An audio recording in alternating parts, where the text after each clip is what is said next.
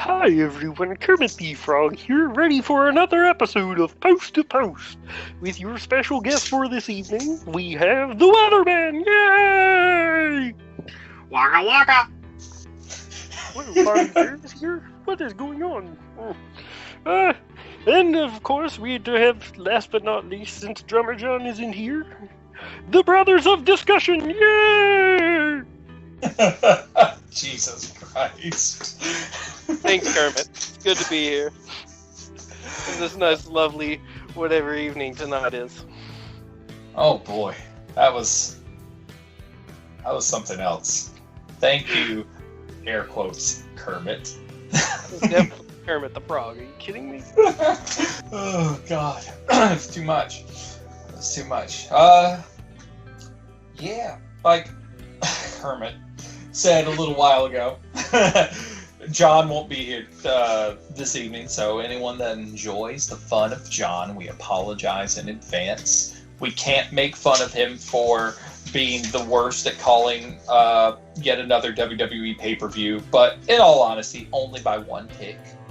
Actually, John can be a topic this week because he was used as stock footage, we found out. Oh yes, that is right. That is right. We will mention that now. We'll go ahead and dive into WWE because one, I want to get it over with because I really don't like it very much personally, but also there's plenty of stuff to talk about. So, John, as you know, everyone, and the ongoing saga that is John versus the stock footage characters, John has looked far too long into the abyss and it has looked back. He has become that which he despises. He was in Thunderdome twice. Once as himself, and once as a stock recording of another time he was in there. That's fucking hilarious. Yes. Oh, shit. All he does is talk about... Didn't he talk about how he got, kicked out and now they're using him as stock footage? Yes. Oh, shit. That's cool. This is the thing that has me worrying about Thunderdome, though, is the appeal there, because I constantly see ads for, hey, be on TV, sign up for the Thunderdome today. I don't think a lot of people are really signing up for it, except for maybe the handful of people you see every freaking week on there. I think you're almost 100% right. It's a free way to be, air quotes, at an event. But, I mean, I can watch TV and get the same point across. I don't want to see my fucking face through badly chopped up internet connection on a big screen at an arena. And when they do that crowd shot, it is the most pokey. It's just, I don't know what, it just gives me this really crappy feeling when I see it. It's just like, I just go, ugh. When you zoom in on it, it's really weird. But when it's from a distance, it does look nice and it gives the illusion of a full arena.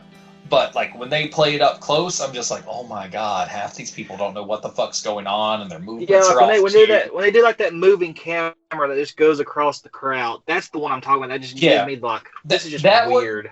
Why are they still using that fucking camera? There's no point in it. None. There's no real people there. None. It makes no fucking sense. But we're going to have to rag on John for basically being, assimilated into, the matrix that is Thunderdome. Resistance is futile. Yeah. He's now the Borg. Oh, shit. Resistance is futile, pal. That's good shit. Time to be assimilated. Oh man! Before too long, God. every screen will be John because he has so many wrestling shirts. He'll show up every time. They'll just put him on every screen. Another thing I hate about the program is that VR crap. They were just originally just doing it for the major pay-per-views and it was annoying them, but now that it's every week, it's just it makes the show so cartoony. It seems ridiculous. so fucking hokey. I really don't like that little 3D fucking the hologram looking thing? Oh. Yeah. Yeah. I'm not a fan. No. It's hokey as shit. Really. But the pyro was good. The pyro's good. Yeah. Give them some credit, man. They got pyro. They can do that really well. It's been, got damn near 30 years. They better know how to do fucking pyro. Well, shit, they quit doing pyro for that incredibly long time after Great White burnt that bar down and all those people died. Yeah, that's true. That's the whole reason. Is that why they quit doing pyro? Basically, I thought it was cost saving. It's a little bit of both. They say cost savings. They say cost savings because, they want to save face a little bit, but honestly it's because, that incident happened, and if you notice, almost everyone stopped using live pyro inside of arenas, etc. Unless they were outdoors, it wasn't happening. Now, help educate me on what happened this whole I missed all this. It was that old kind of hair metal-y band, Great White. They were doing a show at a small club in, Jersey or something. It was over capacity. The pyro went off and set the place on fire. And there was a stampede to get out. There weren't enough doors. I think some of them were even locked or some shit like that. And basically, there was a giant pileup, and a bunch of people died, and some of the members of the band died, etc. All because, one, they were breaking fire code, and two, it was pyro inside of a small club. Yeah, I've been to many shows, and I've never seen live pyro in a small club.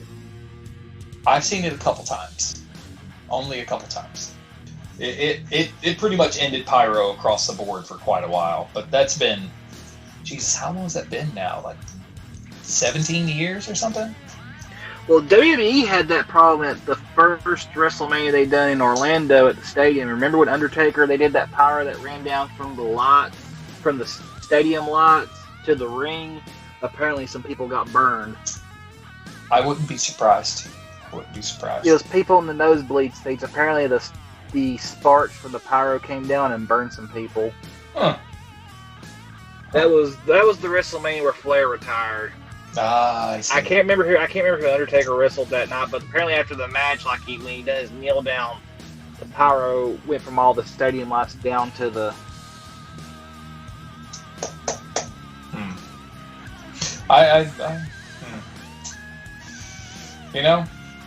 Pyro's a tricky thing. But let's transition over, and you dropped a name that makes sense, and so.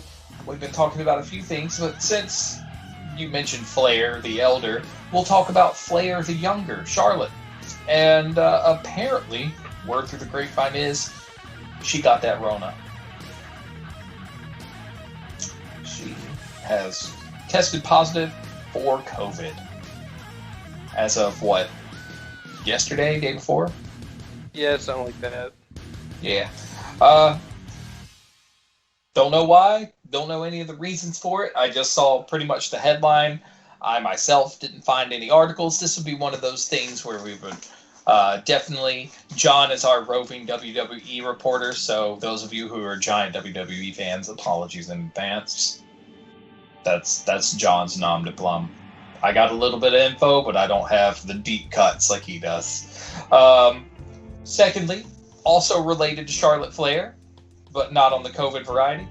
We mentioned last week how Andrade was denied his release. Well, he has now been released. Good. Yeah. I don't know whether that's... personally, I don't know enough about Andrade to really give a shit, but I don't know whether that's a good thing for him or a bad thing for him, because I don't really know his background ahead of time, personally. He's better off. Okay. Where did he come from, or did he come up through WWE? I don't know where he was in. I think he was in CMLL. I think. Oh. That's where they found him. Okay.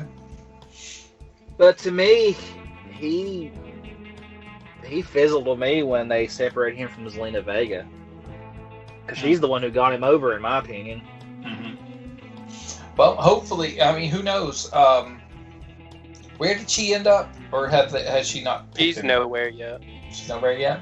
Well, it could be one of those things where they'll, link back up somewhere on one of the other promotions. I mean, Well, according to John, he doesn't have a 90-day non-compete. Yeah, so he could just pop up anywhere right now and start going to town. Makes you wonder, okay, let's all put on our tinfoil hats, that the Charlotte COVID is maybe just a cover-up to where she's been holding out because trying to get him his release. It could be. It could be. I would not be surprised if... It's kind of ironic how all of a sudden he gets released and she comes up forward 5 minutes later. Not really, figuratively 5 minutes later. Oh yeah, just in case y'all been wondering, I got COVID. That is awfully, for lack of a better word, convenient. I don't blame her for holding out because I wouldn't want to be put through a table 8 times by Nia Jax week after week after week. They'll never put her through the table. The only thing that would have happened similar to that is if she had left, which is never going to happen. She's a WWE lifer. If she left, and then they put Andrade through tables for like 6 months. The only way she leaves is if they fuck her dad over. And I don't see that happening. No. As long as Triple H is around, that ain't gonna happen. No, not at all. And honestly, Flair will do anything for a fucking paycheck, as in Rick, so they don't have to worry about anything. I mean, God love him, his, pedigree in the wrestling business is hard to top, but over the years, he's basically become a caricature of himself, and to me, it's just sad. Yep. That's all I can say. I mean, I can look back on the elder days of Flair, even up to late WCW era, where he was just like, you know what, fuck it, I'm just gonna have fun. I enjoyed the shit out of it. Especially the mean by God Gene in a different town for months on end, until Bischoff told him to stop it. He did it anyway. Those were great. But then he just got more and more loose with it. Until now, he's just like, fuck it, I'll do whatever. I don't care. Give me some money. Other little bits. Weatherman, you want to take the nice little news out of NXT? Yeah! My favorite wrestler in the current modern era is back. Walter is back. He came up and ended up taking out Ciampa, so that's probably what we're working to in a feud there is Ciampa and Walter, which will probably be the next great match we get to see in a world full of not many great matches stateside. I'm a big fan of Ciampa, and I think Ciampa and Walter be a damn fine match. Damn fine. Grayson, thoughts? It would be a good match. I really like Ciampa. Walter, I mean, he's over in the NXT UK most of the time, so I don't know too much, but he's big and works good. Yeah. I'd say this will be a Walter win. Mm-hmm. And honestly, anybody, if you have not seen the montage of fucking Walter chopping people, Jesus Christ. I mean, that's his shit. If anyone owns the chop now, it's Walter. If Walter ever left WWE, Walter needs to immediately go to New Japan and work strong style. Immediately. Yep. Nowhere fucking else. Because he would give goddamn Minoru Suzuki a run for chopping. And he's big. Sweet Christ, his chops are nasty looking. Oh, so nice. Alright, so, other things. This past weekend. Oh, I have some other NXT news I forgot to mention. Okay, roll it back. William Regal's pet lizard came out of hibernation. I don't know if that's a dick joke. I really don't know. No, he posted on Twitter his pet. Maybe an iguana, but it came out of hibernation. Well, that's good. That was such a loaded lead-in, you son of a bitch. I was worried. I was like, oh god, what did Regal do now? Did Regal make a naughty joke or a naughty action to somebody? No, he literally owns a lizard. On the note of Regal, going back to the past, his WB, his late music when he won King of the Ring is probably still some of the best entrance music ever. It was good. It was. Now, we all know that WrestleMania is coming up, and the final stop prior to WrestleMania happened this past weekend with Fastlane. We made some predictions last week. Weatherman couldn't make it, so, you know, he wasn't part of this. But to give the rundown of our predictions last week, the matches we had on hand to call from, we had Reigns and Bryan. We had the Double B's versus Baszler and Jax. We had Big E versus Apollo Crews. We had Drew versus Sheamus. Strowman versus Shane, even though Shane got injured and was replaced by Elias. And then we got Orton and Bliss. We also called Ali and Riddle, which was moved to the opener. So we had pretty much a fair share of the matches ready to go and call last week. So, in terms of matches, we'll start with John because he's the first one in the column list here. John was able to correctly pick, 5 out of the 7 matches that we knew about. The only ones that he messed up on, he backed Shane McMahon, and he said it was basically going to be a no contest for the Orton and Bliss, which to me made no sense. But it is what it is. John only missed 2. Not bad. Next one was myself. Hot damn. Every damn one of them. Got them all. Boom, boom, boom. Called it. Across the board. And then Grayson, the only one off was Ali and Riddle. But if we call it as just main show, he called 100% of the main show. And I think that's more than fair. You? Yeah, probably. Yeah. So, not bad at all. Not bad at all. That was Or it's very bad to say about WWE and predictable booking. That is also true. But it is the pay-per-view before WrestleMania, so, ain't like any big titles are going to change hands. No, not at all. And to be totally honest, Grayson, I guarantee you probably did Chinese food in Fastlane Sunday night, yes? No. No, what? I'm gonna be honest, man. Like, there's only one good Chinese place near me, and it's a little expensive. So, and I had gotten pizza the night before, so I just had leftover pizza. Alright, so, grand scheme of things, how do you feel about the pay-per-view as a whole, Grayson? Not really a fan. I felt like they ruined a lot of the only good matches they had. I'm going to go out on a limb and say one of those was that botched finish of the Big E Apollo Crews match. Yeah. I mean, that was a botch ending, but, I mean, they salvaged it. Like, it was hard to pick up unless you were told, in my opinion. Yeah, it's just... I didn't notice it was a botch until, like, the next day when people were like, oh my god, it was a botch. I was watching it while I was unpacking shit in my classroom, and the first thing I noticed is like, holy shit, they fucked up that ending. Like, I caught it, like, immediately, and I was like, ugh. I was like, ugh. I mean, they salvaged it fairly well, made it seem like one of those stolen counts where Big E managed to flip the pin on Crews to get the sneaky win when Crews thought he had the shoulders down instead. But it was still really rough, Yeah, I mean, it wasn't crisp, but I don't know. They salvaged it with the aftermatch beatdown stuff. Yeah. I'll give you that. They did do that fairly well. Which matches were the ones that you thought they shit the bed with? Oh my god. Okay. I think the Fiend match thing, the Alexa Bliss, Randy Orton.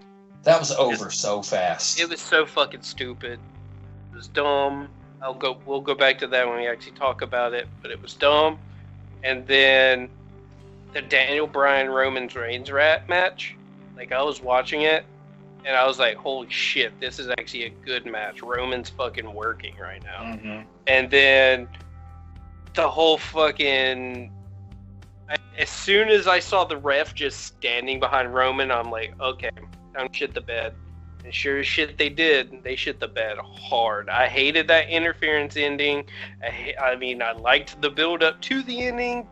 It being dramatic of coming Reigns. It was really good. And then that shitty fucking ending was just so dumb. I was super invested in it when like shit was happening and Brian was getting like locking in the yes lock and it was looking super good. But at the same time, seeing Roman like peel Brian's hands apart and not look like he's even straining to do it with his one hand, I was just like, dude, you're not even gripping a finger. You're just spreading your fingers apart and his hand's coming apart. Fucking make it look believable. But that run in at the end, I was like, god damn it. God damn it. But it just goes to show you that I hate... I'm founded in my hatred of almost every Roman Reigns match. I didn't hate that match until, like, the fucking... From the ref getting knocked out onward. Oh, God, yeah. Weatherman, did you get a chance to watch it? I watched the Alexa Bliss Randy Orton match, and then I turned it off. I said I've had enough WWE for the night, and I hit that done button. Other than the shitty finish, you should have held on at least to watch the Reigns Bryan match, because Bryan carried the shit out of that. Well, I was flipping through Twitter, and I seen that the Fiend had came back, and that's the reason I turned it on. Like, okay, let's see what happened. And I watched the match. I was like, I don't want to watch anything else on this show. And I clicked. That match was just like... But as I alluded to earlier, like, the show was predictable anyway, so I really didn't care to watch it. The main thing about that, the Bliss and Orton match is, one, I really hate WWE's in-ring miking. I hate it. Like, it sounds really... Community theater! It sounds really awkward whenever they cut to them saying stuff in the ring. I'm just like, no. Did you just say Liberty Theater? Community theater. Community theater. I was about Benton to say, Hall. Les Miserables. Oh, God. I'm like Mr. Balls. Yes. Les Miserables. So shitty it made it to the fucking Tonight Show. Oh, my God. No, Jimmy Kimmel. Oh, Jimmy Kimmel, my bad. Close enough. One of the Jimmys. But anyway, one of the few claims to fame our hometown has, other than being the birthplace of Lowe's Hardware, and I guess you could go Zach Galifianakis. That's about it. All it's got going for it. You could also go, Moonshine NASCAR dude. Oh yeah. Those are big, but everyone tries to steal those two from us. So it's kind of hard. Yeah, that's another podcast for Alex. Yeah, that's a whole nother rabbit hole. We won't go down that one because that will never get Weatherman to shut up. Yeah. But yeah, that match, it's like, I feel like they wanted it to be a cinematic match, but they didn't have the brain cells to put together to make it work. And Randy Orton's wife is mad about how Alexa pinned him. Get the fuck over it. Goddamn wrestling match. Yeah. Until you make the meme with the Brazzers logo, like I did. Oh man, after that match, Randy Orton was both the luckiest and the unluckiest dude in the business. 100%. He had to go take a few minutes in the locker room by himself. Alright, so are we gonna go on that? Can I go ahead and just speak my piece on that fucking shit? Yeah, go right ahead, man. Yeah, the match was fucking stupid. Mm-hmm. Like, I knew it was gonna be stupid because WWE doesn't do intergender matches. Mm-hmm. So that right off the bat, I knew it was gonna be dumb. Mm-hmm. The CG fireball was so fucking poor. That was dumb. The Fiend coming up from the ground, okay. That was cool. Well, let me backtrack. The poison scene. Okay, last time it happened, he got pretty much incapacitated. This time, oh, I'm poisoned, spitting up black ooze. Let me grab a towel. I'm magically cured. Mm-hmm. So, Don't forget to bring a towel. He's like, give me a fucking bring a towel. towel. Or some shit like that. Hey, Randy, wanna get high? He must have smoked a joint before that match. So that was dumb. The fireball was dumb, and then the Fiend come out. And okay, cool with the neck up. The mask was solid for being, half melted look. Still the Fiend. The hair looked burnt up and shit. That was cool.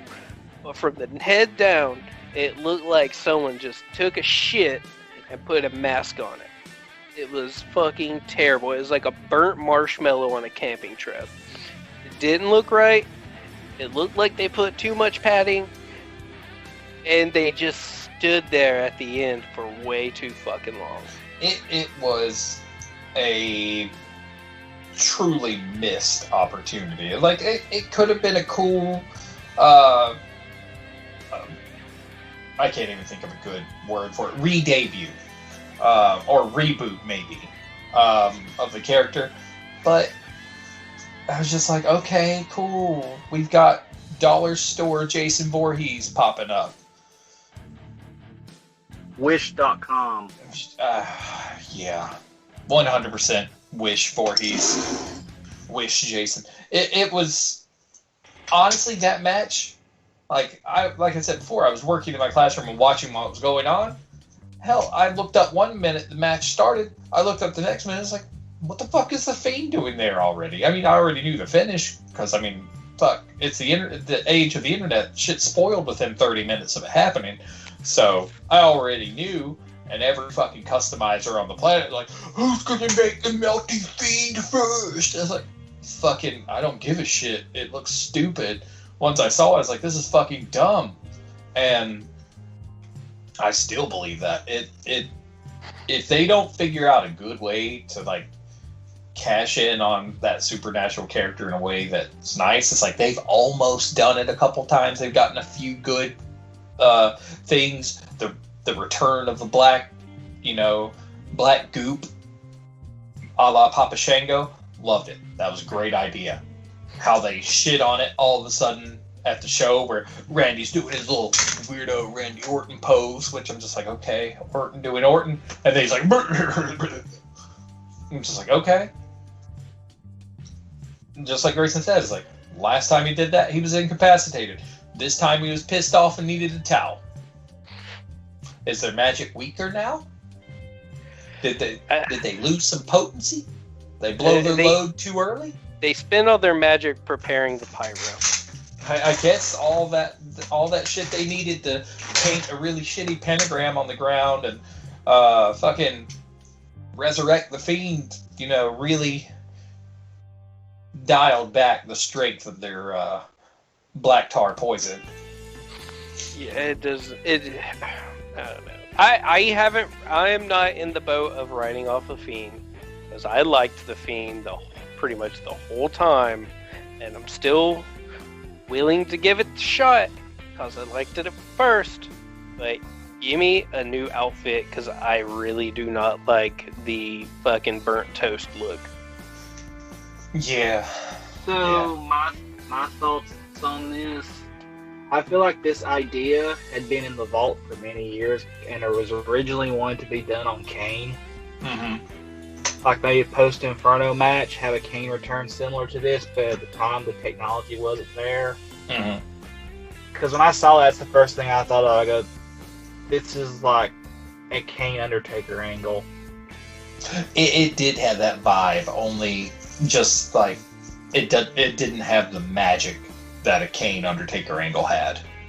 And with that said, to me, the only way this Fiend character would work to end it, the one person who could take him down, I feel, would be the Undertaker. Bo Dallas. He's busy on the farm. Bo Dallas. Because the only way to beat him is to Bo leave. Love it. I'm gonna both leave your ass in the ring, bitch. Listen, it would work better than half the shit you're doing right now, so He's right there with us, Grayson. You heard him admit it. I'm He a agrees. fort. And the only other thing I would have liked to have seen with The Fiend too, if it had been done several years ago, would have seen The Fiend have to take on Mick Foley and have all three faces of Foley come out. Like first he takes out Dude Love, and then this is where it get confusing. Which one do you want to be the one that ends him? I think it would have to be Mankind because he's using the Malleable Claw. But then again, Cactus Jack has always been to me the most psycho of the three. Yeah, He is the most psycho of the three, but he doesn't wasn't have that an original WWE character. Yeah, he If also you're gonna doesn't go have, with him, it'd have to be Mankind, in my opinion. Yeah. The main Well, thing I is just he say doesn't have that if they're gonna supernatural go Mankind, they would have went that route with Mankind, not the suit and tie Mankind. Yes. No, it has So- to be old school, crazy, Boy, pull my hair out and Mankind. screw it like a pig, deliverance. Yeah,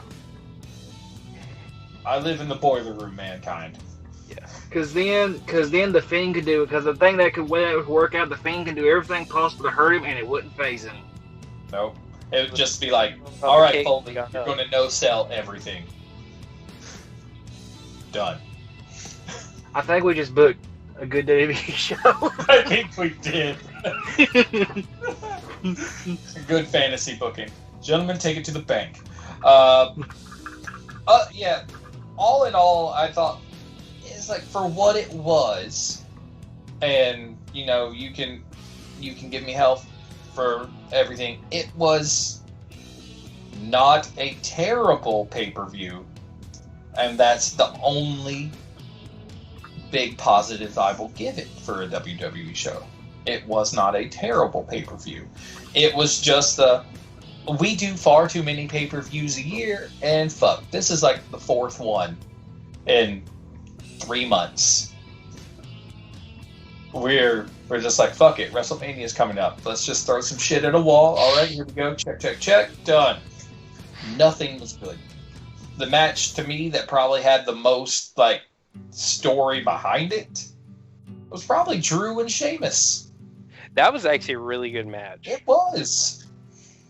It was a hard-hitting affair. Like, their heat, just because of their history and the fact that both of them are from, you know, the UK and Ireland, works really, really well. And the coming up together thing, it's got a long build, like, backstory. And that match seemed more personal and believable than all the other ones. It was a good one. I will give them, honestly, match of the night across the board. The rest of them were just ho-hum affairs that you just like, well, what the fuck ever. They're there. It happened. On Oh we god, go. I just back to what we was talking about just a second ago with the Mankind Fiend angle. I just thought of another angle. Like if he still got Alexa with him, have Mankind constantly calling her mommy. It would make sense. And it would really, really up the creep factor substantially. And I just thought of something. Another thing I thought of was like they do like one of them backstage things in the boiler room where like getting ready to sneak up on somebody, and next thing you know, here comes Mankind and just jumps it from behind. You could do so much with that angle; it's just ridiculous. Here's And the it thing would work. Here's the thing about that. Since WWE owns all these characters, and we've seen them recast before to varying degrees of success. You know, your Sin Caras, your Razors, your Diesels.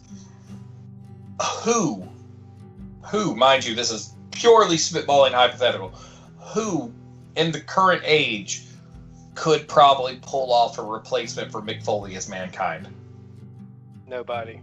I mean, I know nobody, but who? Maybe Even ask the Abyss. He'd be Abyss? taller, but that's Abyss maybe, but he'd be taller. Yeah. Abyss, actually, I just watched a match with Abyss and Mick Foley just last night. Oh. It was really good. Abyss won. I also watched the cage match with Mick Foley versus Sting from TNA. It How's was that? good. They're good. I mean, you know, Actually, I want to bring up to a point here. I don't think WWE owns those three because Mick Foley's been using them on Cameo, unless there's some mutual agreement. Well, now Texas he owns. Yeah, isn't he still like pretty well like working under like a Legends contract for them, or is he completely a free agent now? I think he's completely free. I want to say. I don't know. Google it. I know he's doing cameos as all three faces. Where's young Jamie when we need him? Well, I mean, I would say he is because he's praising AEW with the stuff they're doing. Mm-hmm. Well, it still says via his Wikipedia that he is still currently signed with WWE. Well, there you go. Mm-hmm. So it could just be one of those things where he is basically a Legends performer, but they give him a little free reign because it's fucking Mick Foley. Yeah. Mm-hmm. He single-handedly changed the tide of the Monday Night Wars. Oh yeah, sure. For sure. I mean, it was just like when we were kids, we hated the fuck out of Mankind because he broke up the Undertaker and Paul Bearer. Yep. That pig squeal was fucking annoying, but once you got used to it, you're like, holy shit, this is pretty good. I always liked Mankind. I love the music. It just matched up with him. It really did. I just really liked how crazy he was, but he freaked me out a little bit. You know, I was young. I was a young wee lad. Young pup. But yeah, nice little trip down memory lane there, fellas. Now, before we dive into the next brand, we'll talk about our thoughts on, a little bit on WrestleMania. I'm not going to bother looking up a card because it's still premature. We're 3 weeks out from Mania weekend. And now, the big thing about that, by saying Mania weekend, there's always been Mania weekend. But now, they're more or less just stealing a page out of New Japan's playbook and doing a 2-day affair because it feels like as soon as New Japan flipped Wrestle Kingdom to a 2-day event, WWE's like, we need to do that too. And so WrestleMania is now 2 days again. Is it worth it though? Yes, because I hate long-ass fucking periods of wrestling. I can see it happening, but here's the thing. I think they need to get away from the stadium if they're going to do 2 days. Find the bigger venue arenas. Mm-hmm. Which you can find now. There's bigger capacity venues to do that in if you're going to do 2 days, because I don't think you can sell out a stadium 2 days in a row, especially for the prices that they charge for Mania. Yeah. Unless they're just doing a ticket for both days, like a single ticket, but you get to go both days, in which case, yeah, it's sold out. I mean, Mania still has tickets available right now. Well, this is COVID, though. Yeah. Apparently, like a dude that I know through the customizing world on Instagram, he bought 4 tickets to Mania. His 2 kids, his wife, and him. They're all going to fucking Mania weekend. And I'm just like, how much did you throw down on this? Or just like Mania tickets are fucking like song now. Well, he probably took a second mortgage on his house, I mean, if it were regular Mania tickets, probably. And that's the bad thing about the pandemic. Like, third-party resale prices are through the fucking roof. And this is just talking regular sports like hockey, where used to I could find a resale ticket under face value for a cheap seat. There are cheap seats going for like twice the value now because the seats are limited. Yeah. And you're having to buy them in packages. Like for a single person like me, I can't find a single ticket. I have to buy 2 tickets. Okay, let's see.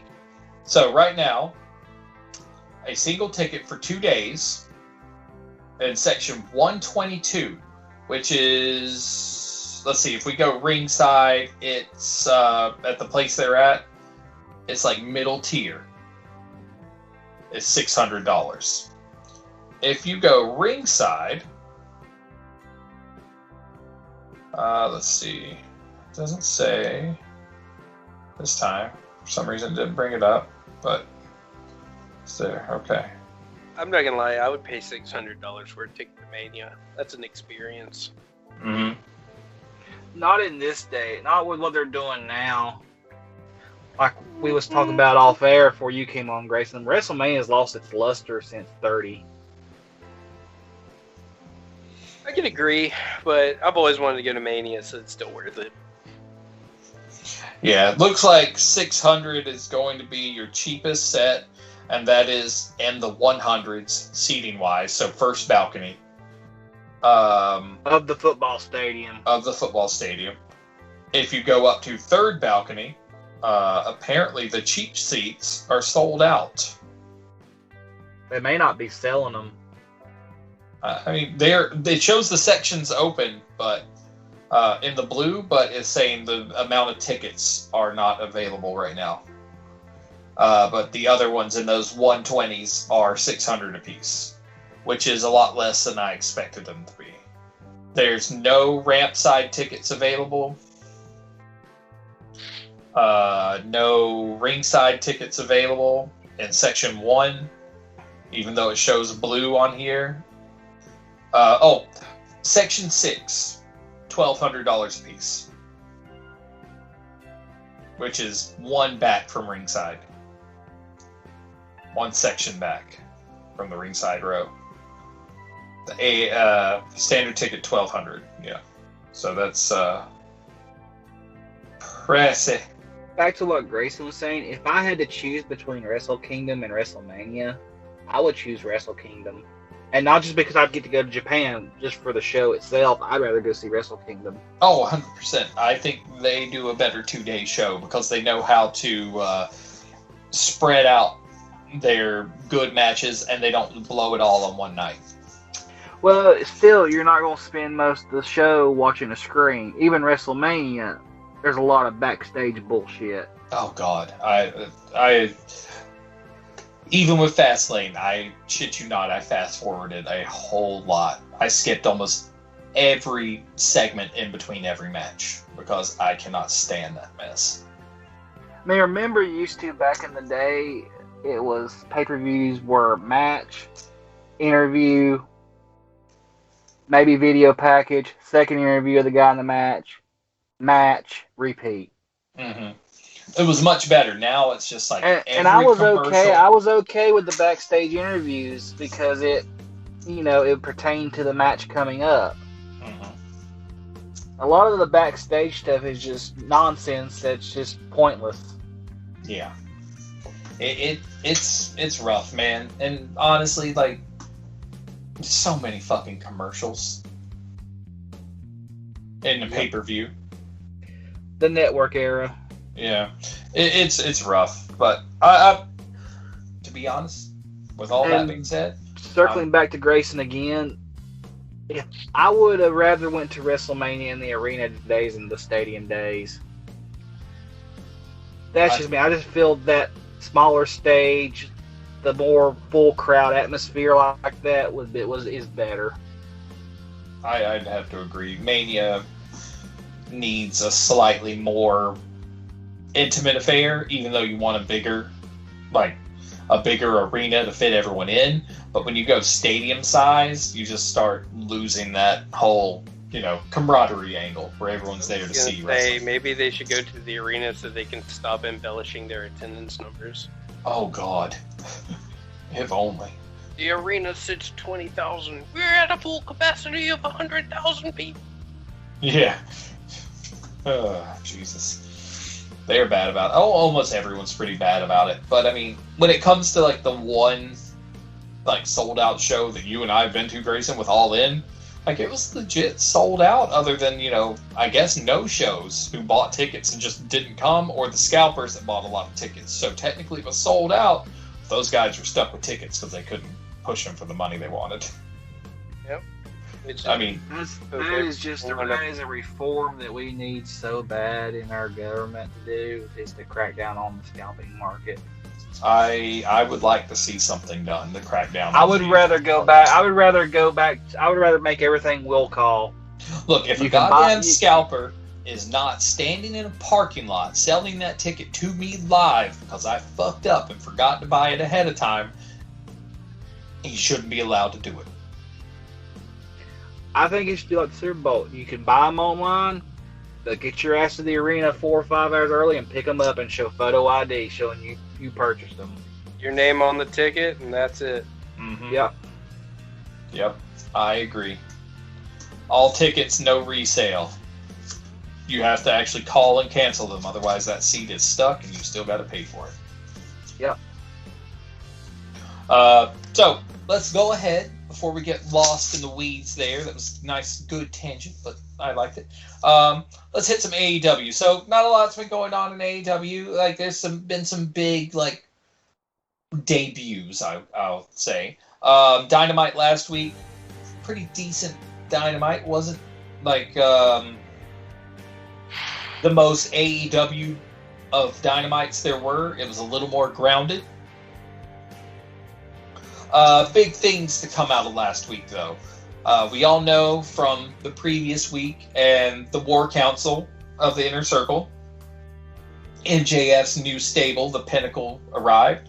Well, the Pinnacle got to really lay it out for everybody last week. And Tully cut a nice little promo. Gave nice little, homage to the Horsemen, and then said he wanted to go out with the best faction in wrestling. I could see it building, but it all depends on how they play it out. Now, personally, I don't think the faction has too many members. I think it's the biggest it should ever get right now. One, as long as Tully stays management, doesn't do any in-ring work. Granted, he did look pretty good for his age doing some of that shit with FTR a few weeks ago. As long as Tully stays management, and they actually use Wardlow more as like muscle and kind of special attraction, and give the other main four the big working angles, I think it'll work out. I think it'll pay dividends. But it remains to be seen whether that's going to happen. Gentlemen? It just seems like a lot of people. Like, that's the thing. Wardlow's going to be. If I can go back to the 80s and the Midnight Express, he needs to be the Big Bubba Rogers of the group. Mm-hmm. That's his sole purpose, is to, let's just say, protect Tully or protect MJF. Mm-hmm. He's just muscle. Yeah. He gets the hands dirty so Tully doesn't. That's his job. Yep. If you're good, because otherwise than that, I would get rid of Spears. But if you're gonna make but that's the AEW. They're gonna probably have Wardlow compete, which is just gonna. I know the reason they done it was so they could have even numbers versus the Inner Circle. But where do you go after that? I mean, the Nightmare Family jobbers. I don't know. Honestly, I want to see them just destroy the Nightmare Family, because that shit is getting out of hand. And I don't care if it's them just squashing jobbers left and right, week after week. As long as they do it in a flashy and over-the-top manner that only those that's what guys can do. AEW's missing. What? That's the problem with AEW right now, is there's not enough squash matches. Everything's got to be competitive. It's like, part of me enjoys the competition, but there's times where I'm just like, dude, just fucking squash this guy. He doesn't need the rub right now. Let him get the rub off of someone that's more in his league, and just crush him. Crush him. It needs to be done from time to time. Not everyone is, an upper, main event talent. There's mid cards and there's low cards. Regardless of what Cody Rhodes wants to believe. Every match can't be the main event of WrestleMania. Yeah, I mean, regardless of what Cody wants to believe, there are jobbers and low carders, and there are mid card talents every fucking where. He doesn't want to use that term, but it's fucking true. 100%. And honestly, 95% of AEW, granted, I like AEW. I'm like Weatherman, he has his moments. But I like it. But 90% of their roster is mid to low card. That's pretty much it. It should be a little more an even distribution, but let me correct you there. You like AEW. I liked it when it first started, and then I've grown more and more sour of it as time has went on. Hey, I mean, I'll fault it when it deserves it, but I mean, I still enjoy it more than everything else that's on, basically, with the exception of like New Japan. Listen, outside of American wrestling in general, I really don't care for it. Mm-hmm. It's hard to watch. At times, it certainly is, but it's much more palatable to me than, fucking... It's more palatable to WWE, but that's not really saying much. That, you're not really... The bar is very low right now. You're not wrong. You're not wrong. But anyway, yeah, to bring it back before we get into the poo-poo territory. The Pinnacle has a lot of potential. Grayson, what do you think about it? I think it's fucking great. I don't see any issues. The only issue that I have based on your thoughts of there might be too many people, is just the fact that they had additional people who technically aren't the group. Like, really the Pinnacle is the 5 wrestlers. Like, but the fact that J.J. Dillon, Tully Blanchard, and I feel like there might have been one other person out there. That's why I felt like it was too big. Mm-hmm. But, I look at it as the Pinnacle is Wardlow, FTR, Spears, and MJF. And I think it's a perfect sized group. I don't think Spears is a weak link. I think he needs to be there. Mm-hmm. As we mentioned off air, he does need to get rid of the mohawk. I don't like it. It looks kind of silly. Yeah. Ever since he bleached it blonde. It's like his weird fucking eyes when he wrestled Cody in that one match. Yes. I'm not for it. Quit doing crazy look stuff. Just, be a fucking hard ass, because Sean Spears can definitely be a hard ass. Yeah. And that's great. To go back with what you're saying real quick, and then you can finish up.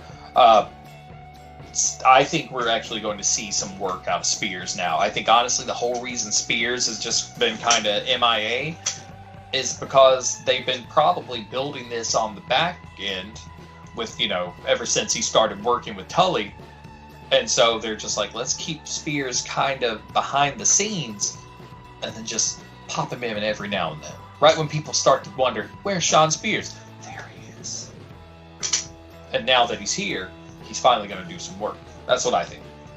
But continue. And I'm just going to say, I am all for MJF being the fucking mouthpiece, essentially the Flair, because you didn't say it, but his fucking promo was fucking good. That was... yes, it was. It was a good fucking promo, and that promo sold me 100%. And if it didn't sell AEW to truly do them fucking right, they're now WWE 2. WWE like. Well, that's the thing. I'm thankful they're going to do the angle with the Inner Circle, but I'm glad they got MJF away from that Jericho and and pretty much their Raw Light segments. Mm-hmm. He can be that true heel again. Yeah. The group does fit together, really. Yeah. FTR, the tag team, MJF, Sean Spears. And what I find great about the dynamic of that group is they are literally the only group who don't hate themselves. Because, they are technically, how they've been booked, are technically in a feud with pretty much every single person on the roster. You're not wrong. Except for themselves. MJF is not in anything with any of the other members, same with the other members. But every single one else in that roster they've all had a beef with. That's what I like. Yes. Prediction time. Prediction Okay. time, right quick. If they don't fuck it up, do you see the Pinnacle with all the belts by end of the year? Not by the end of the year, I don't. I don't see it by end of the year because they're going to push the Kenny belt collector angle for quite a while. I feel like that right there is going to last. I don't see Kenny dropping that championship belt until he's held it longer than Mox did. And I've already told you, man. Hangman Page isn't taking the belt from Kenny. Mm-hmm. No one else. It's going to be Hangman Page. Now, I guarantee you, though, FTR is going to get those tag titles back. They may not get it back directly from the Bucks, but they're going to get it back this year. And I would probably go out on a limb and say, even I don't think it would be detrimental to him, but I think MJF would probably be holding at least the TNT title 4 years out. The I only see him thing, getting a the only TNT thing I would title. see different than that would be Spears get the TNT and MJF right off the ring. Okay, I'll go that route. Yeah, I'll go with that. I like that sound. I like that action. Because to be honest, let's just go ahead and say what it is. A TV title. It's not it's the only second belt they have, but it's not on the same level as a Intercontinental title. No. I'm waiting. I would almost guarantee sometime this year they'll debut another belt. It wouldn't leave it past MJF and his character to make his own belt, to take the ring and turn it into a belt. John Spears will get the FTW belt.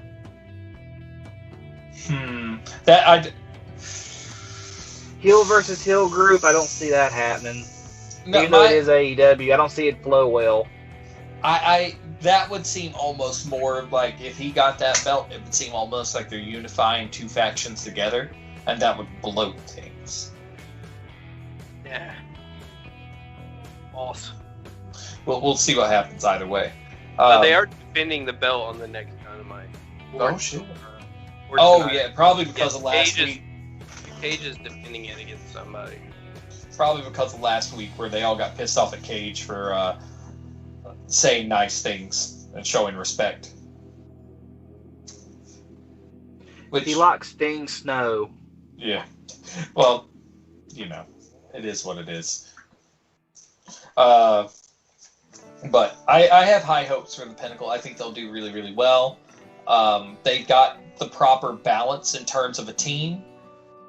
The only difference between them, and let's go ahead and compare them with what they're built to mimic. We'll compare them to the Four Horsemen. The only difference is now you've got a muscle and a manager. And then you got your four mains. I think the best way to work the Wardlow thing is they still have the paid fans at ringside. Mm-hmm. Have MGF taunt them to jump the rail, and Wardlow cuts them off every time. Man, that would be wonderful. And it would work out super well if all the ringside fans weren't performers. Now, if it were some jobbers that we don't see on TV too often, like trainees, fucking do it all day long. That would make perfect fucking sense. It'd be the equivalent of Suzuki beating the shit out of young boys every time he comes to the ring. That sounded really inappropriate. That's gonna be the key thing for MJF right now. Is he needs to get win. Even though he's a heel, he needs to get heel wins without schmozes. Yeah, he needs to get clean heel wins. He needs to stop with the technicality wins. Because that's the only reason why, in his mind, he's undefeated.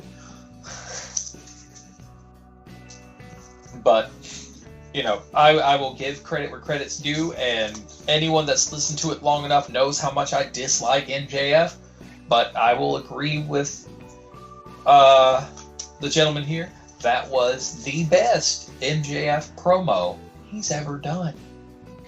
I still think he's the top heel in the business. The Jericho thing just brought him down.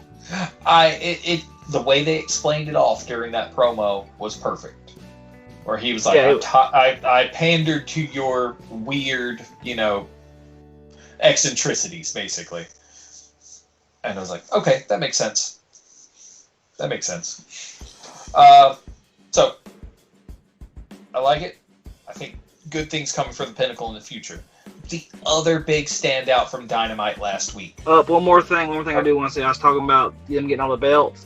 If they're going to run with that angle, though, that's going to make Hangman a transitional champion because you can't wait on that. You can't. I want to see Hangman have belts. I want him to have it for like a nice cushion of time. Let's say 2-3 months tops. That's long enough for him not to feel like one of those rushed transitional champions, but also not a short enough reign to make it like feel like they just like, here, have a belt for a minute, we're going to take it from you immediately. You know what I mean? Yeah. Give him a little bit of time. Don't give it one of those, you get it for one pay-per-view. No, he'll have it for 6 months.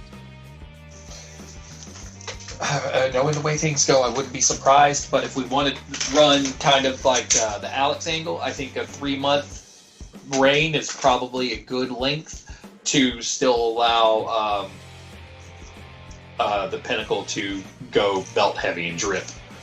But now, to go back to where we were, or where I was getting ready to go, the other big thing from Dynamite last week, and this is the big standout for me because, one, and I took the survey, mind you, anyone else listening who gets the AEW surveys for being on their mailing list or whatever, their email mailing list. I quit after the last one, the one before this one, because it was just a marketing advertisement, and it really pissed me off.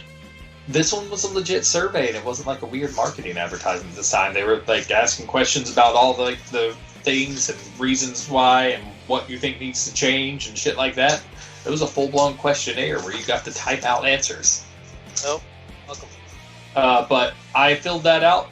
Thunder Rosa was on there because we're going to talk about the Thunder Rosa Britt Baker match, which was match of the night on there for me. But they're like, it was like, pick your favorite talents. It was like a whole list of them. I was just like, Thunder Rosa. And they're like, who's the best talent in AEW right now? I was just like, Thunder Rosa. I was just very, very short. And then I also brought up every, like, weird qualm that we've brought up that we have with the way AEW's booking things right now and their things that you think need to improve or things that you think they are doing right. I was basically like, you need to stop doing so many gimmick matches. You need to do a few other things here and there. You know, 2-man commentary or shit like that. But no, I definitely brought up some constructive criticism in it, and hopefully, but doubtfully, something will come of it. But anyway, let's talk about Thunder Rosa and Britt Baker, the culmination of their long-standing feud. Damn fun match. Match of the night. Oh, yeah. I know someone here doesn't think so, and they're wrong. But I thought it was a fucking great match. I honestly thought it was spoiled for me, and I was just watching it. And nope, I was not spoiled. I did a good job. I honestly thought Britt Baker was gonna take it. Felt like it was finally they were giving her her win, and they pulled it back and did not. But I didn't care about the outcome. The match was so good; it could have gone either way with how they played the match out. I loved the color. I don't know if it was accidental or not, but that was a lot of color.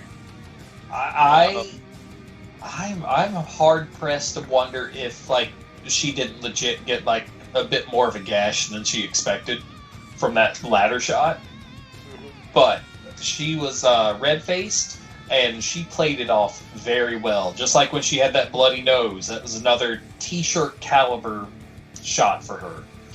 I think Baker bladed, but I think Rosa got hers the hard way because the way she hit that step. Oh, and yeah. where that cut was, that was in her hair, so that was a hard way. Mm-hmm.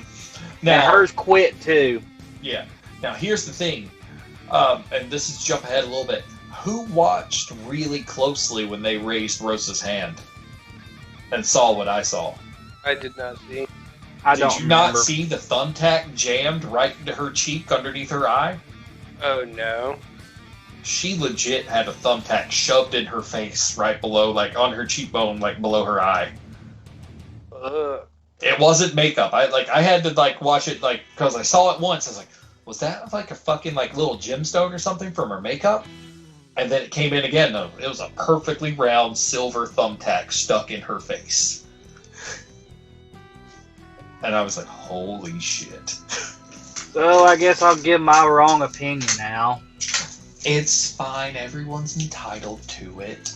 We know your ways and we like them, so go ahead. It was match of the night, but unfortunately, it was every other no DQ match in AEW, but with girls. Now, with that said, I have been the biggest advocate for girls with color. Sasha Banks and Charlotte in the first Hell in a Cell, I said this match fucking lacked them both bleeding like gushing pigs, so it was the fucking cage match. With that being said, we've seen so many lights out, no DQs, lazy bookings in this show. I'm not going to deny the fact that they're going to the well one too many times. My main problem with this, now, the lights out part, fine with it, okay? That I have no issue with. Just all of the props, I'm just like, I don't need to see ladders, chairs, and thumbtacks every time people got to go hard. Just like you were saying, like we were talking about off the air earlier in the week, Alex, and late last week. Fucking, they should have made that shit a cage match. Even if it was on TV. I don't give a shit. Fucking put those broads in a fucking cage and let the insanity commence. What you were saying, well, yes, that was my thought exactly. It should have been a cage because it was something that they haven't done since the Cody match. And they can't use Daily's Place as an excuse because you can easily build a steel cage the old school way. Just put four sides on it and tie them together. Yeah. I mean, that's all you got to do. Because you had two good wrestlers who could showcase their wrestling skills. You didn't have to have the furniture and all the hoopla. And plus, you had Rebel who kept interfering, so it kept her out of the match. Mm-hmm. And they could have got their color with the steel, something we don't see anymore. Yep. I think it would have just been a better match overall with that. Plus, I mean, it would have opened up for, you know, a variety of spots in the match as well. You could have got some cage drops, etc.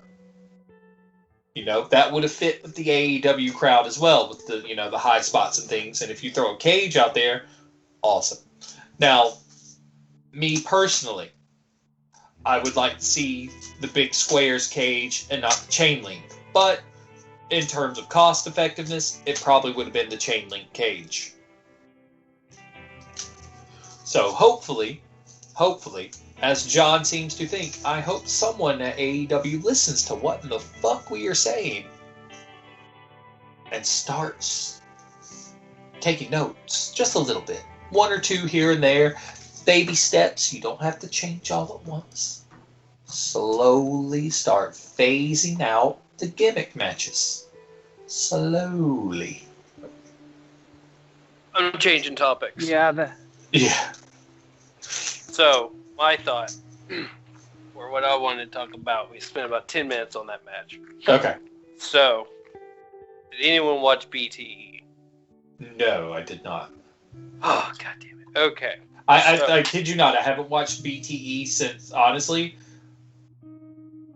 truly since before All In. Alright, so they picked up a story arc. Matt Hardy came clean to Matt Jackson because he's a shiesty man. Uh-huh. But he was the one that sent the initial text from Hangman's phone that truly built the rift between the Bucks and Hangman. Oh. Matt went to find Hangman and found him having the time of his life with the Dark Order. No. So my question is, I think they're going to roll with that as sort of try and lure Hangman back from the Dark Order, break their beautiful, gentle hearts, Or will Hangman sort of have to go through to decide? Who do you think he'll decide? If they're smart, personally, I think they'll keep him with the Dark Order. For him to be a babyface, he has to. Mm-hmm. Because even if he don't need to get involved with the Young Bucks in the whole, even though they want to do that Omega Hangman return match, he needs to stay out of that elite bullshit. Yeah, for the time being, he doesn't need to be in that. It could be a long-term thing to slowly, like, bring him back, maybe. Like, It's going to be a big slow burn. But my thought is he'll be torn between the two, and he'll pick the Dark Order at first. Mhm. And then the Bucks will keep doing their thing with Kenny and the Good Brothers. And then sooner or later, that's going to sour. And then it's Kenny and the Good Brothers, and then getting the one-up on the Bucks. And then he comes in to help the Bucks. I could see that. Then that sets up the Good Brothers and Omega, Mr. Title Holder.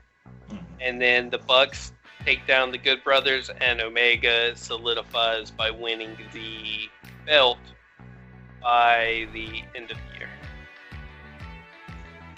Makes sense. Makes sense. And then he holds the belt until Double or Nothing or All In, and then he'll drop the belt to MJF. Okay, so just to make sure, I feel like maybe I may have misheard it. I feel like you said Omega instead of Hangman a minute ago. Oh, I meant Hangman. Okay, just to clarify, Hangman wins belt versus Omega by end of year. Okay, that's what I was thinking you meant. Wanted to make sure I heard it right, because I feel like I heard it the wrong name. But yeah, I knew where you were going because of what we said before. But yeah, I'm thinking him with the Dark Order is going to be great.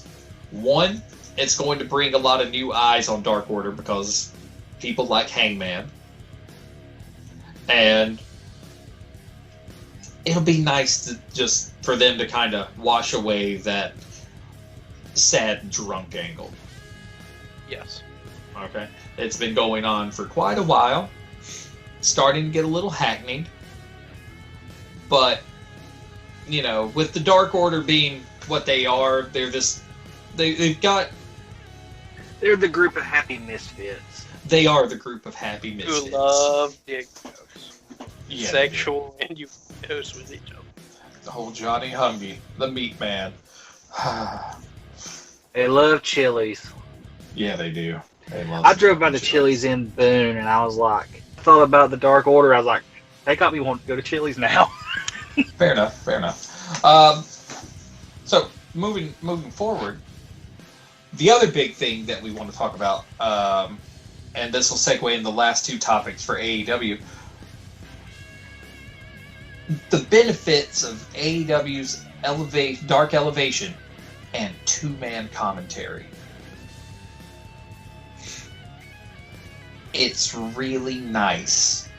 And I like the dynamic more of just a two-man commentary team as opposed to always having the third wheel on your commentary squad. And for as green as Paul White is at commentary, he's good. Yeah, I mean, Fucking better be. in regards to Paul White being green on commentary but good at it, the fucker's been in the business for 20 some odd years. You'd have to learn to at least be able to talk about it while you're watching, you know? Mm-hmm. And one takeaway too is Tony Schiavone is really good as a lead person. Yeah. He And sets them up and White knocks them down. It's perfect.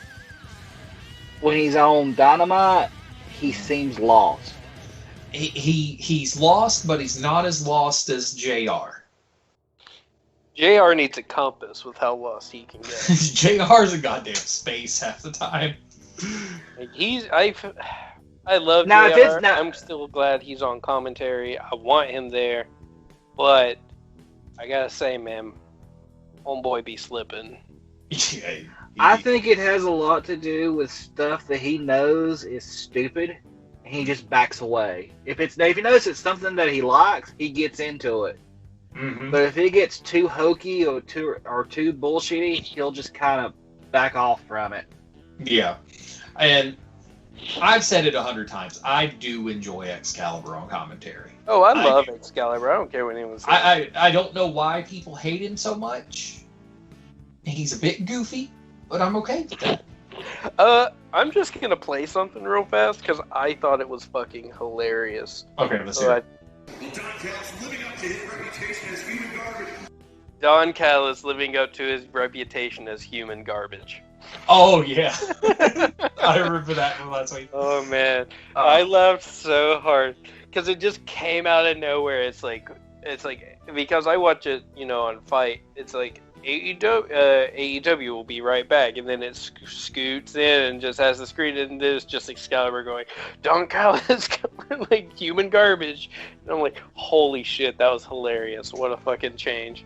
I think what would help Excalibur on commentary is to not be so detailed. Like when he's talking about some girl from Japan, like, yeah, she's the Tokyo Joshi Super Princess Kenny Omega champion. No, just say so and so. Yeah, she's a multi-time champion in Japan. Blah blah blah blah. Don't go into the super details that only 3 people watching are gonna know. I like when he name drops. He just needs to find a time and a place to do it. Sometimes he does do it too much. I like when he drops history for what he knows, and when he's able to name obscure moves. That, I think, is one of his strengths that he brings to the table. Well, when he does, when he names the obscure moves, he just calls the move instead of doing. He calls that the blah blah blah instead of what he does, which is just it's a blah blah blah blah blah blah. And he does yell too much. He's very excitable. Not in a good Don West way. It could be something that I don't know how long he's been doing commentary. Maybe AEW is his first commentary job. Maybe this is something that will temper as time goes on. Honestly, when he is doing commentary on Dark with Taz, those two are just riffing the whole time. It's like watching Mystery Science Theater 3000 for wrestling. I watch Botchamania. It's usually a weekly segment. Yeah, it's glorious. I enjoy their commentary on Dark because it's like they're just having fun with it. They don't have to be as serious because, one, they're calling the match, they're making jokes, they're enjoying themselves. It's Dark. It's not the legit main show. Let them roll with it. And Botchamania, like Taz, it's too easy. But in regards to Dynamite, like we were talking about beforehand, and this goes with the 2-man crew, yes, you can have multiple announcers, but take a page from WCW's old school playbook. Do a front half of the show crew and a back half of the show crew. Give you an A tier announcer and a B tier that he can make look good. And that way it keeps people involved in the show at the beginning, keeps them entertained. And it's still the second hour of the show. Yeah. At 9 o'clock sharp, just, welcome to the second hour of AEW Dynamite. We still got on card tonight. Blah, blah, blah, blah, blah, blah, blah, blah, blah. Yeah, a couple things like that. Just keep us invested, and it'll freshen things up. You'll be able to not feel like you've got 900 people talking over each other. And a big rule that AEW needs to work on, if they're going to do Shivani going to the ring and talking, they need to put a post-it note on the entranceway. Do not grab mic from the interviewer. That is his job. Yes. Yes. Because every time Tony goes out to interview somebody, they grab the mic from him and he just throws his hands up and walks away. Mm-hmm. I mean, he gets annoyed by it. If they're going to put him in that Mean Gene role, let him argue with the heel. Yeah. I agree. That's something that is lost in professional wrestling. If you go back and watch Gene Okerlund, not so he would jawjack with guys. Mm-hmm. He would lay it down like he was like asking them hard-hitting questions. Like he played up the fact that he was a hard-nosed interviewer, and that's what I like about Mean Gene. Yeah, it was like, well, we just saw the footage. You didn't do that. You are lying through your teeth, sir. Yeah. I definitely want more of that classic interview style. Definitely. But... Oh, back to my thought. I have a thought. He Okay. said, when someone said Don West, Tony Khan needs to change up his TNA commercials and just throw Don West in there. Do a paid advertisement with Don West doing pretty much like all the talking, because his way of selling shit is on point. Mm-hmm. Tony Khan in general needs to stay in the gorilla position. Like, pretty much, this is the way... This is my thoughts on Tony. One, yes, he needs to stay back in gorilla. If he wants to come out, he does not need, or should ever, cut the full promo himself. He needs to be the backup to someone else. As in, someone below him who is making a decision and needs his okay on it is the one delivering in a far more capable manner the information to the person that needs to hear it. And then, if that person disagrees, then they get Khan to back him up without letting Khan talk too much. I prefer him to be the silent money as opposed to the owner that wants to be a part of the show. I have to say no, just because I fucking hated that, because that pretty much just puts like some bullshit authority figure in front of you. And that's been ruined by anything WWE. I think of it more the early days when it made sense with your Jack Tunney's, etc. Yeah, but the taste is still there. I don't want to taste shit. I would rather them take a page out of early days TNA with a championship committee. The matchmakers. No, because then they brought them into storylines, and that was dumb as shit too. Like the whole Jeff Jarrett versus the committee and JJ Dillon shit was dumb as fuck. It would just be a matter of like trying your damnedest not to fall prey to those pratfalls. It's just my Khan's only absolute garbage on the mic. Unless he's taking mic lessons from someone and he's practicing promos, don't put him on the mic. No, I think it's more of what he's doing. Like, I think it's fine if he was talking. I don't have a problem with him talking. He's not... He's tossing insults, but he's not coming off in the correct way because he's truly just having fun out there, and he knows it. And he's not able to flip the switch to where it comes off as serious. Yeah. So, in my opinion, I think their advertisements need to steer away from just insulting TNA to, just advertise AEW, but also pepper in some positive notes for TNA because, you guys are working together. Don't need to drop your pile of shit on them. Don't put the flaming dog pile on the doorstep and ring the doorbell. And that's what I feel like it is when they're insulting TNA, because they're supposed to be working together, but it doesn't seem like it. Mm-hmm. It's a low-hanging fruit. Yeah. Well, to the Jack Tunney point, you never saw Jack Tunney. He was always you just always said, well, Jack Tunney's laid down the law that so-and-so is going to... It's kind of like what Mid-South did with Grizzly Smith. It's like, well, we just learned that Grizzly Smith has said you're going to go against so-and-so and so-and-so, then they can throw their little fit or whatnot in the ring. And here's my thought on that. So here's the anonymous Raw general manager Well, no. He's actually a real person, but like, well, Jack Tunney, I know, but if you he's didn't, never you didn't, there, you then didn't, it's you like never fake saw him character. except for the big things, the Hulk Andre signing, the Royal Rumble fiasco in '94, where they had to figure out who was going to face Yokozuna. Basically, they used him in a more punchy manner. They didn't run it into the ground. They brought him out for things that were going to have the most impact. Other than that, it was just someone relaying the words from on high. Anything minor, somebody relayed the messages from the office. Mm-hmm. He's too busy and too important to have time to come in and, deal with the nitpicky bullshit. So he's just like, all right, take care of it. And then he's like, now it's important. It's before a major show. I'm going to come down and show face because this is a time for me to do it. I don't need to be there all the time because what I say goes. I shouldn't have Even to, Gorilla Monsoon babysit. done that.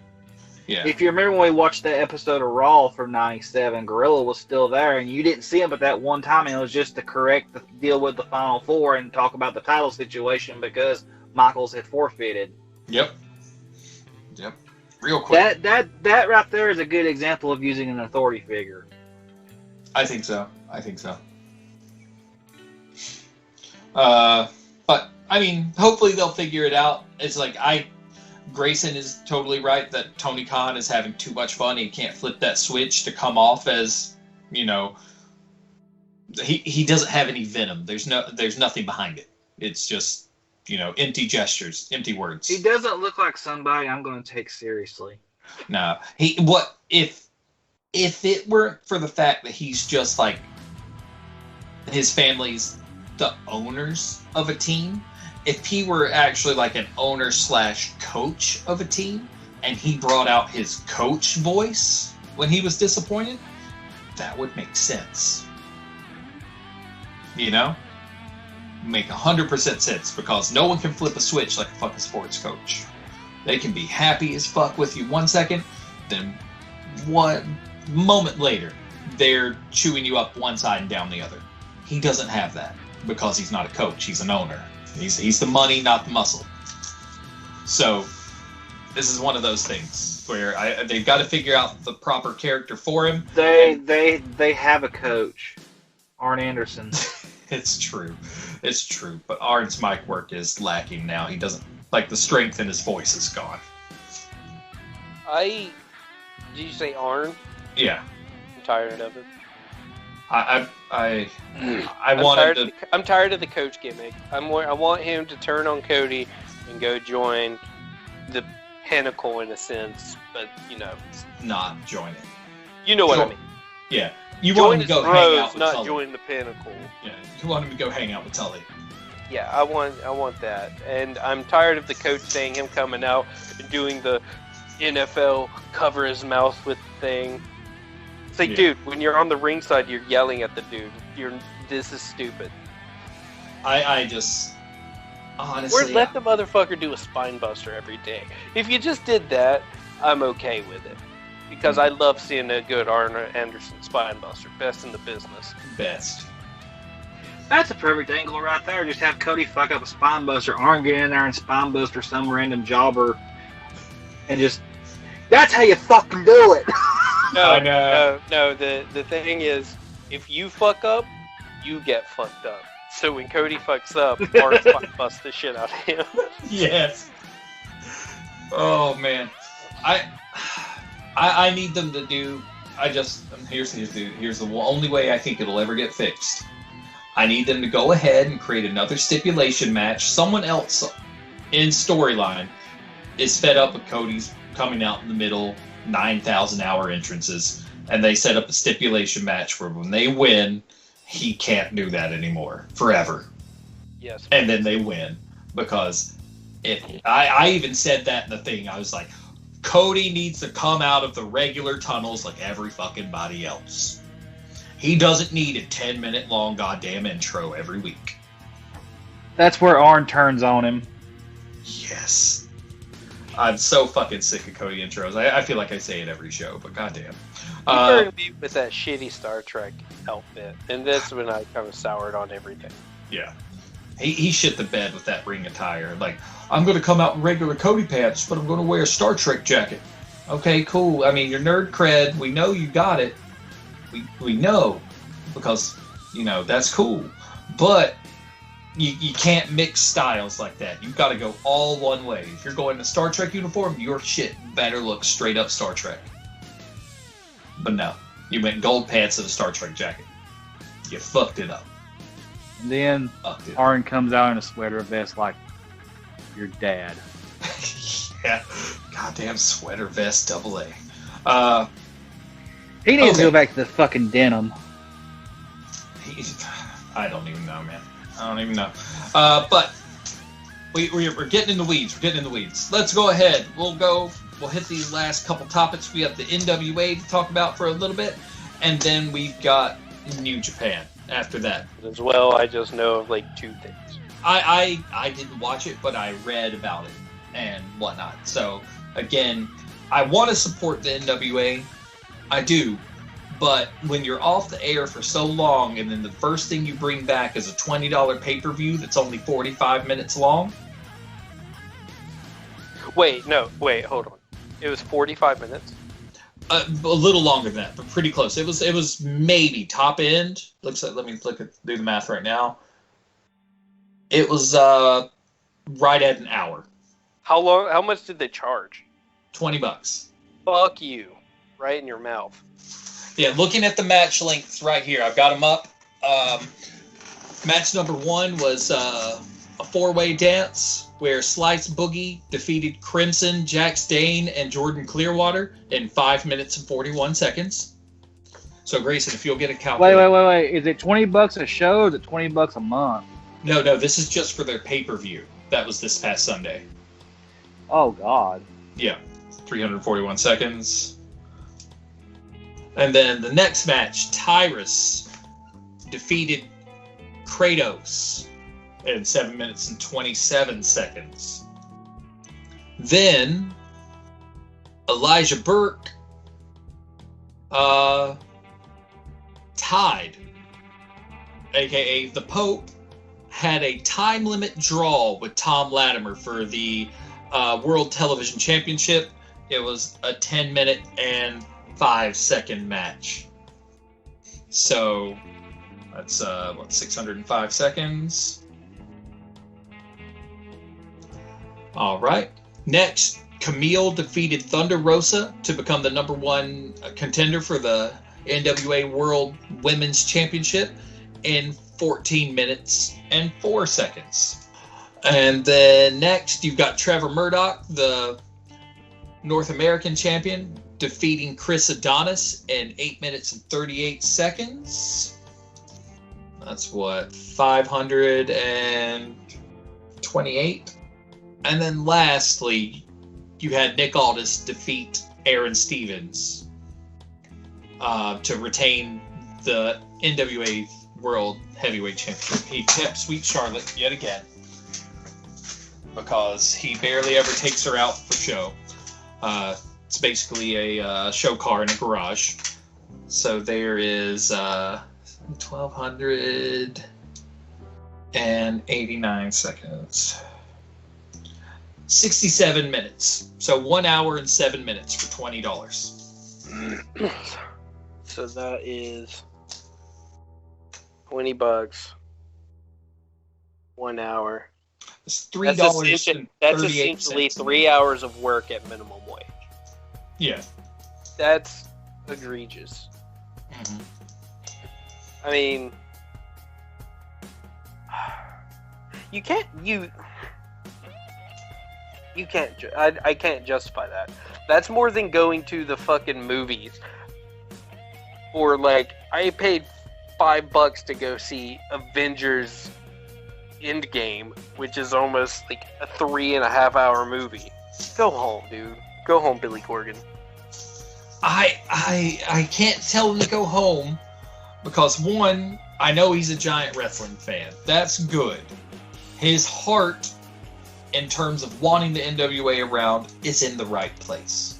The downside is the fact that they played it. I mean, granted, from one standpoint, you can look at it as very smart the way they played it safe, and they, didn't do anything until they thought they could. in terms of live performances, etc. But at the same time, everyone else has been running live shows since basically last spring. Like, I'm not saying with crowds, but they've been running shows since last spring with 1, empty arena shows at first, 2, moving in with talent around the ring, and then 3, just recently, starting phasing in small groups. Now, with them filming this pay-per-view in the Power Arena, okay, on the Power set, you know it's very small and tight. They could have easily brought some people in. It would have been very, very small number. And you could have closed it off, let's say, the first 4 to 5 rows of chairs and set everyone back from the ring that far. And been able to have small groups peppered inside of there. You've still got space for that. Because that place holds, you know, let's say, conservatively, I'm going to estimate it holds 100 or so people. Okay? Put in a third of that. Get 30, maybe 40 people in there. You'll be good. You'll still probably be able to space them out pretty well as long as you do like a pod system as opposed to individual tickets. And it would make more sense, but to bring me to the main point, it's like you've been out of the spotlight for so long, and the few times where you tried to come back in, late summer, early fall, you were doing it all as more or less pay-per-view TV shows. It was a terrible idea. Okay, and then to expect anyone to pay for a pay-per-view after having nothing to watch to truly build for it, like you said, it's egregious. It's absurd. Go home, Billy Corgan.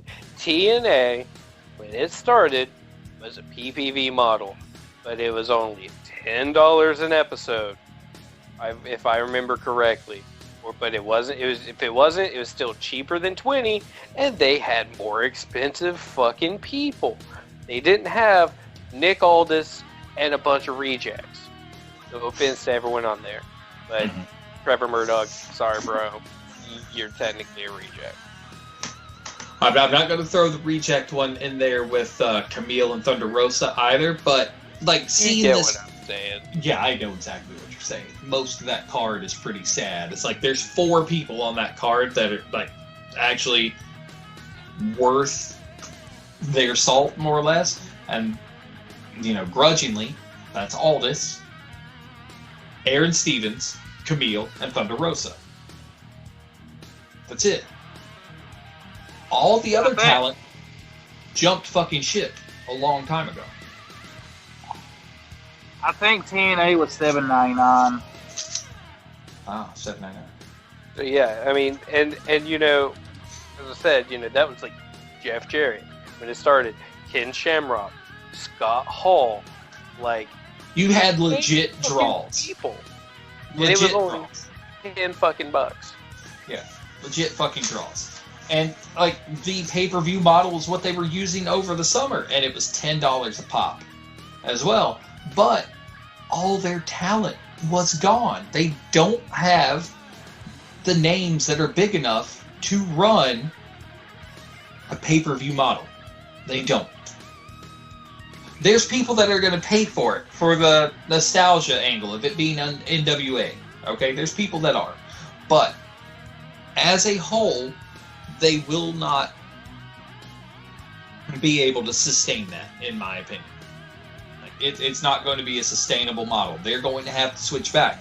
Because as well, their flagship program, Power, debuted its first episode since all this shit went down tonight. And it is a pay-per-view model. I forget how much it is, but I feel like it's a subscription one where it's like $10 a month on Fight or something like that. That you can almost slightly get behind, because if you break it down, that's $2.50 a week. I guess they're just trying to recoup their losses from that terrible fucking video idea. Yeah. Because I don't think. Did we ever hear anything back on that? Did they actually have like substantial like content? Because I remember it was announced, we shit on it, and I've never heard anything else. Carneyland? Yeah. I just know it was absolute dog shit, and I think it turned into like weird, like almost, random wrestlers from their things doing like some sort of strange like podcast style shit, and it sucked. Yeah, that sounds about right. I didn't hear anything good about it. Let's put it that way. But well, here's the gold lining of all of this. Matt Cross was on Power. 100% Matt Cross. He lost, but he was on it, and I'm cool with that. If I would pay $20 for a NWA pay-per-view as long as I got a 10-minute match with Matt Cross. Dude's amazing. That's how much I love Matt Cross. I'm glad to see him working, and like I was happy to see him working with fucking NWA before everything shut down. It was great. I could guarantee at least once a week or every other week, Matt Cross is probably going to be in there doing something. Let's hope. That dude, he needs a contract somewhere. That dude is too fucking good not to. Mm-hmm. Like, I understand there's probably a liability there just because, I don't actually know how old he is. He may be getting up there in age, and maybe that's why no one wants to take a chance on him or something. I don't know.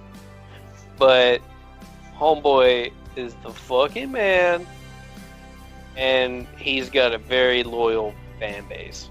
Yeah. I've only seen him wrestle a handful of times, and I'm part of it. Shit. He sold me after, like, the first go-round watching him wrestle it all in. I was like, done. I'm all for Matt Cross. Oh, fuck yeah. And then seeing him as Son of Havoc on Lucha Underground, I was like, all for Matt Cross. Fun story, he left Lucha Underground taping early to go to a Dead to Me show in a warehouse. That's great. Yep. They were good live. I want to see them again. But other things to talk about of note from Power. Matt Cross, of course. Always. Thunder Rosa, always good to talk about. She wants another shot at that NWA belt. So I could see a follow-up match of Thunder Rosa versus Camille. But honestly, I see it more along the lines of Camille is going to get the belt off of Serena Deeb at their next big show. That's a guarantee. And then Thunder Rosa may get her shot. But I see in the long run, within the next year, Thunder Rosa is probably going to AEW full-time. Yeah, I believe it. I mean, just the way this match went for a number one contender thing, I think she's already going. I do. And also, why would the survey for AEW asking about AEW talent have Thunder Rosa as an option? To me, that's kind of like giving up the ghost. It's like, okay, she's officially unofficial. Is that what I'm saying? She's unofficially official? What are we going with? So, Power again. Austin Idol, one of our favorite cocktail drink makers, the kayfabe cocktail master himself, has taken a new client.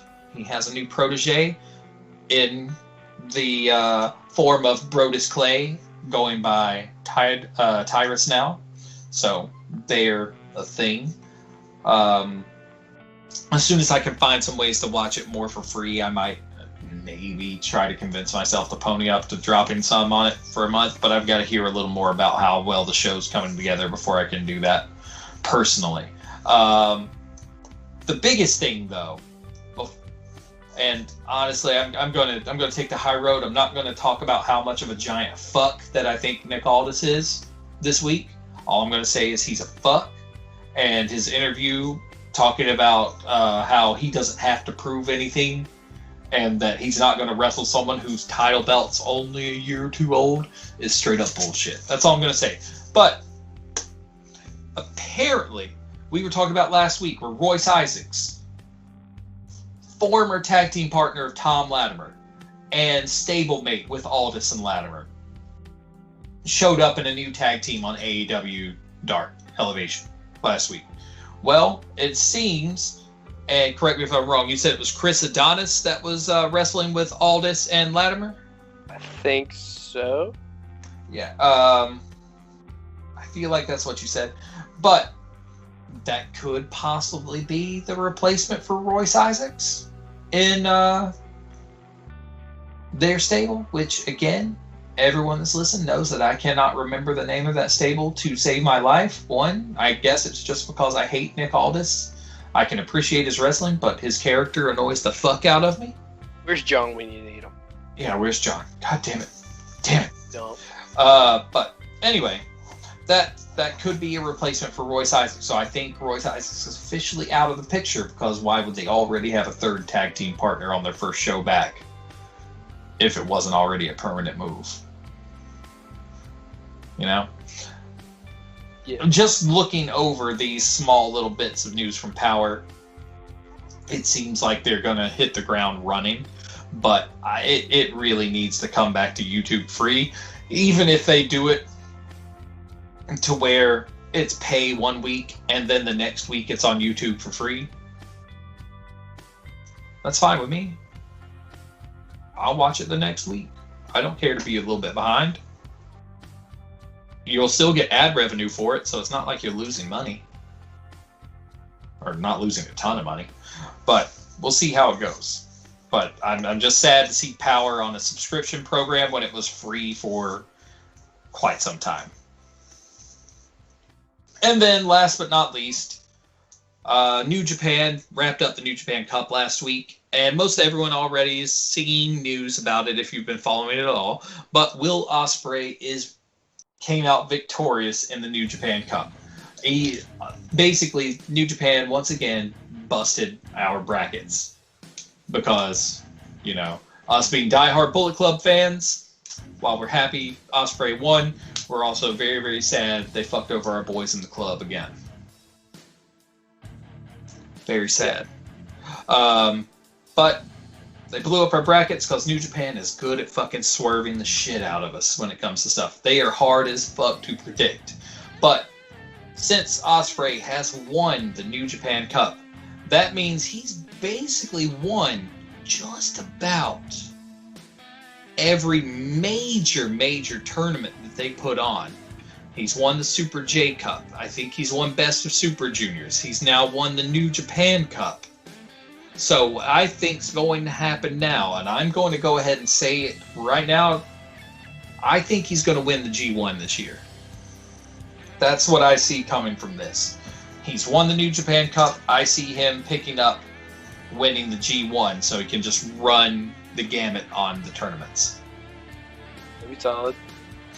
I mean, Would they give him the belt? Yeah.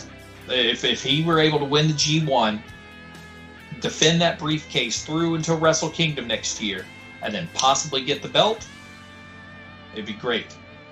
Only downside with this is how the Ibushi storylines play out and how the unification of the two belts plays out. So, if it's going to be a long-running storyline and they keep it up all year, which New Japan is off to do, I think it's a high likelihood that he's going to go up against Ibushi at Wrestle Kingdom. There's going to be a lot of fucking back and forth, but I see that happening. And other than that, the other big thing was during one of the final days of the New Japan Cup, Japan being in the Ring of Fire, as anyone who remembers middle school science class knows, prone to earthquakes, etc. They had a bad enough earthquake to have to stop the show until it was safe enough to resume during one of the final things. So I found that to be incredibly interesting. That's the first time that I've heard of such a thing happening. But all in all, I'm glad to hear of everything coming out safely. And then also kudos to Ospreay for winning the cup. And I hope that spells lots of good things for the Empire moving forward.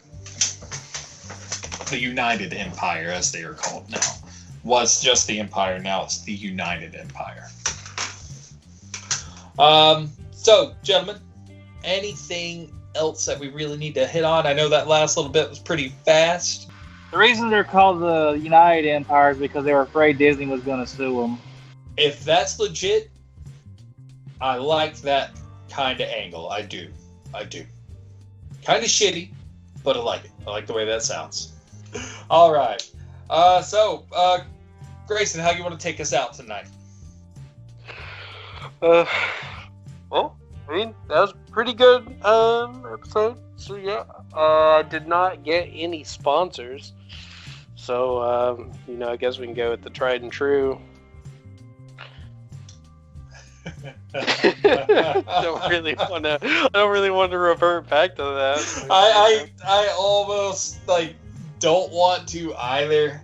I mean, Jesus. We'll just say the this sponsor episode was brought to you by Waffle House, McDonald's, Burger King, and Woundies. And Carl's uncle. Carl's uncle. Oh man, coming to you also from Bluto's Chicken. Bluto's Chicken. Good stuff. And IHOF, the International House of Flapjacks. Perfect. Well, I was gonna say, I think there's a restaurant that's called that, but the original House of Pancakes. Yeah, there is. IHOF, and they're sponsored by the Hoff. That's right. Because no one likes flapjacks more than David Hasselhoff. How do you think he kept that manly physique during all those years on Baywatch? He's a hunksicle. Exactly. He did a lot of push-ups and drank plenty of juice. Man is a national treasure in Germany. Yes. Well, Germans love the Hoff. Sorry. I thought that was Alex Wright. Both. I'll allow it. Both are good. Both are dance party staples. Not a bad show. Pretty light. We were lacking that over-exuberant John energy this week, but hopefully he'll be back next week. He had some shit to deal with that came up last second. All the best there. Nothing crazy, but hopefully it'll be all cleared up and we'll get the skinny on it then. But with that, everybody, thanks for listening. To everyone that's listened new over the past few weeks, we appreciate it. This is one of the first times in a while the United States listeners have outnumbered the rest of the world. It's almost triple the number of listeners from Canada now. We had, over the past 30 days, I think we're at 150 stateside listens and only 40 Canadian listens now. I just want to say, for all of our listeners, thank you. Yeah. Yeah, I just wanted to say to all our Canadian listeners, I've always wanted to try Tim Hortons. I can vouch and say I love it. I ate at one in Montreal, and it's not for me. It wasn't bad. It's just not for me. I'm a big fan of Timmy's. I ate at Timmy's in Montreal. I ate at Timmy's in British Columbia. Thanks to everyone in Canada. If you know anybody that likes Tim Hortons, tell them, they have good taste. And also, hey, Tim Hortons, we'll plug you. Give us some money or some donuts. Send me a box of Timbits. I'll be happy.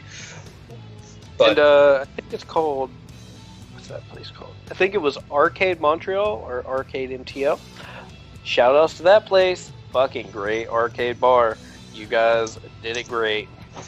And Poutineville. Was that the poutine restaurant that literally that's all it is? Yeah. Oh man, that place was so good. Was it yellow interior? I think so, yeah. Yeah, and then, dude, that place was great. Shout out to that place too. Then there was another restaurant that had a giant life-size poster on Gary the Giant on their wall. You guys too. I can't remember the name of it, but yeah, you were fucking amazing. Also in Montreal. But anywho. Because this just went really, really pro-Canada in the last 15 minutes. Oh, and also shout outs to Les Foufons Electriques or Electricase. I don't know how to say that French word, but that venue was great when I went there, and they have an arcade machine with 1,000 games. And that's also the venue I chugged ranch dressing at and won a snowboard. Well played. Well Yep. played. You went full America on them. Well, the band was a Pennsylvania band, and then they were like, they did that, and the lady, she went up, and I was like, well, shit, if she's going up, I can't let her, like, outdo me. So I went up there, and then I think it was some local dude, and, yeah, I chugged half a bottle of ranch dressing where they had, like, 2 sips and cut out. And I was ready to finish it, but there was no point. They had already stopped. Fair enough. But before I forget, and again, Falcon, apologies for all the cleanup you'll have to do here at the end. But we do want to say big ups to Falcon and the Polar. Give them boys a listen anywhere you find your finest podcast products, because they're probably there. Because they're great. If I was physically capable, I'd have your babies, Falcon. There we go. Let's turn the awkward up. All right. And with that, ladies and I gentlemen, just want to rub my hands through his hair. Caress his succulent earlobes. oh God. Look him He'll straight probably let in you the do eye that. and He'll say- probably let you do that anyway. Look him straight in the eye and just go, "You're my polar bear." Love you, Falcon. Oh boy. Good stuff. But anyway, thanks for listening, everybody. We'll be back with you next week. Have a good one. Yeah. Bye.